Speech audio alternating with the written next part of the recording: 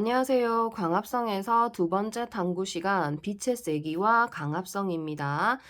제목 그대로 빛의 세기가 광합성에 어떤 영향을 주는지 살펴보는 건데요. 자, 과정 살펴보겠습니다. 시금치 잎조각 6개를 그림에 보시면 비커가 있고요. 바닥에 시금치 잎조각을 가라앉혀 놓았습니다. 그래서 가라앉혀 놓은 시금치 잎조각 6개를 자, 1% 탄산수소 나트륨 수용액이라는 건 뭐냐?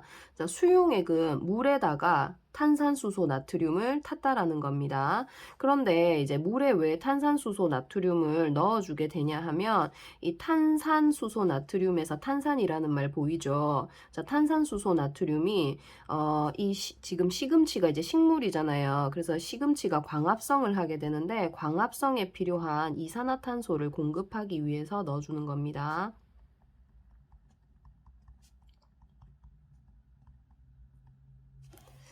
네, 그래서 이 탄산수소 나트륨이 담긴 비커에 넣어 놓습니다. 자, 다시 한 번 더 그림 보시면 비커에다가 1% 탄산수소 나트륨 수용액을 넣고 시금치 잎조각을 가라앉혀 놓았습니다.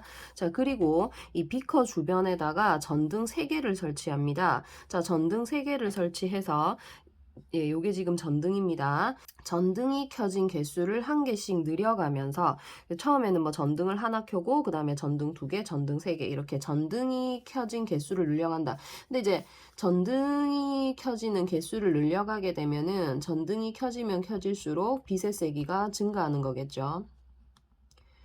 그러면 이게 시금치가 식물이다 보니까 이제 광합성을 하게 됩니다. 그러면 광합성을 하면서 이제 산소가 발생을 하게 되는데, 자, 산소가 발생을 하게 되면 시금치 잎조각이 떠오르게 됩니다. 자, 시금치 잎조각이 떠오르는 이유는 산소가 발생을 하면 잎이 떠오르게 됩니다. 그래서 그 잎조각이 떠오르는데 걸리는 시간을 측정해 봤다. 자, 그러면 실험 결과가 어떻게 되느냐? 자, 전등이 켜진 개수가 증가한다라는 것은 빛의 세기가 증가한다라는 것을 의미하겠죠. 그러면 빛의 세기가 증가하면은 광합성량이 증가합니다. 자, 광합성량이 증가하게 되면 산소가 발생하는데 산소가 잘 발생할수록 잎조각이 떠오르는데 걸리는 시간이 짧아지게 됩니다. 기억하세요. 산소가 많이 발생할수록 잎조각이 떠오르는데 걸리는 시간이 짧아지게 되는 겁니다. 자, 그래서 결론은 빛의 세기가 세면 이 시금치 잎이 광합성을 활발히 합니다. 그래서 광합성을 활발히 하면 발생하는 산소의 양이 늘어나게 되면서 자, 잎조각이 떠오르는데 걸리는 시간이 짧아지게 되더라. 이렇게 되는 겁니다. 자, 정리하시면요. 빛의 세기가 세어지면은 광합성량이 증가하는 건 맞지만 광합성량은 어느 정도 빛의 세기가 셀수록 증가하게 되는데 그 다음에 어느 빛의 세기 이상에서는 광합성량이 더 이상 증가하지 않습니다. 그래서 그래프를 그려보시면 자, 가로축의 빛의 세기 그 다음에 세로축의 광합성량을 보면 빛의 세기가 증가하면 광합성량이 처음에는 증가하지만 자, 어느 정도 빛의 세기에 도달을 하게 되면 더 이상 광합성량이 증가하지 않습니다. 자, 세 번째 탐구도 빛의 세기와 광합성인데요. 예, 빛의 세기에 의해서 광합성량이 어떻게 되는지 살펴보는 실험입니다.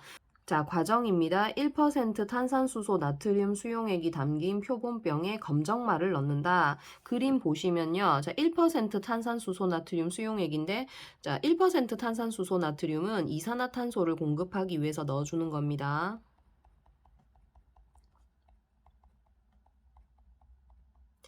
그 다음에 이게 여기가 지금 표본병이고요. 그 다음에 이제 검정말을 넣어 놓습니다. 그 다음에 빛을 비추면은 이 검정말이 이제 광합성을 할 건데 광합성을 하면은 산소 기체가 발생을 합니다. 그래서 산소 기체가 발생해서 여기 뽀글뽀글뽀글 기포가 올라오는 것이 보이죠. 자, 요것이 지금 이제 산소가 발생을 하게 되는 거고 요 위에 공간에 이제 산소가 모이게 되는 겁니다. 자, 그런데 전등빛을 점점 밝게 조절한다. 밝게 조절하면 빛의 세기가 세어지는 거겠죠. 그래서 각 밝기에서 1분 동안 발생하는 기포수를 세게 되는데 이때 발생하는 기포수는 광합성으로 만들어지는 산소가 되게 되는 거예요. 자, 그럼 결과 전등빛이 밝아진다라는 것은 빛의 세기가 세어지는 것을 말합니다. 그러면 여기 있는 검정말이 광합성을 해서 빛의 세기가 세어지면 광합성량이 점점 많아지겠죠. 그러면 광합성을 많이 할수록 기포수, 즉 산소의 양이 증가하게 되는 겁니다. 근데 빛의 세기와 광합성량은 역시 어느 한계까지만 비례하고 그 이상에서는 더 이상 광합성량이 증가하지 않습니다. 자, 이때 주의하셔야 될 게 있는데 실험에서 일정하게 유지해야 하는 환경 요인이 뭐냐라고 물어보면 자, 이 실험은 빛의 세기에 의해서 광합성량이 변한다라고 했잖아요. 그래서 빛의 세기를 제외한 나머지 환경 요인은 일정하게 유지를 시켜줘야 됩니다. 다시 일정하게 유지해야 하는 환경 요인은 빛의 세기를 제외한 나머지 환경 요인입니다. 그러면 빛의 세기를 제외한 식물의 광합성에 영향을 줄 수 있는 환경 요인은 뭐냐 하면 이산화탄소 농도라든지